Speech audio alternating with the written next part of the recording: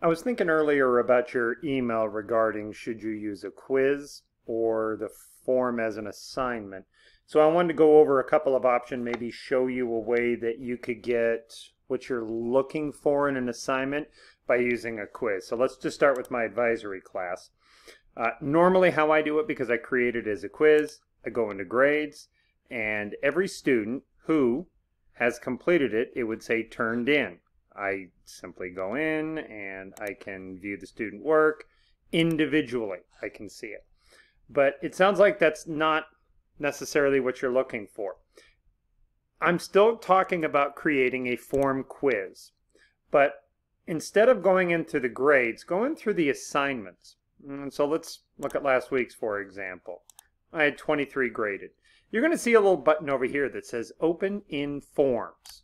Click it. Okay, and there's the individual. I mean, I can go back and I can see each student's individual responses, anything that they type. But if I click back here, I have all the options. I get to see a graph over what everyone has said.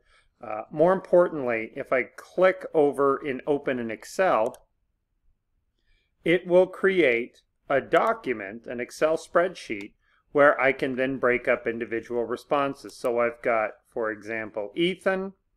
I've got my responses to what he said.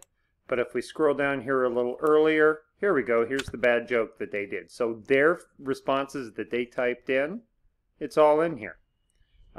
Any other questions that I had based on that, if you recall, let's go back here. Here are the questions.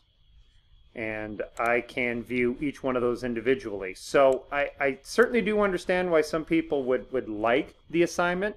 I'm just saying that form is easier for you simply because the gradebook option, you can keep up on kids who are behind but trying to catch up without having to go through all the additional work of figuring who has and who has not turned it in.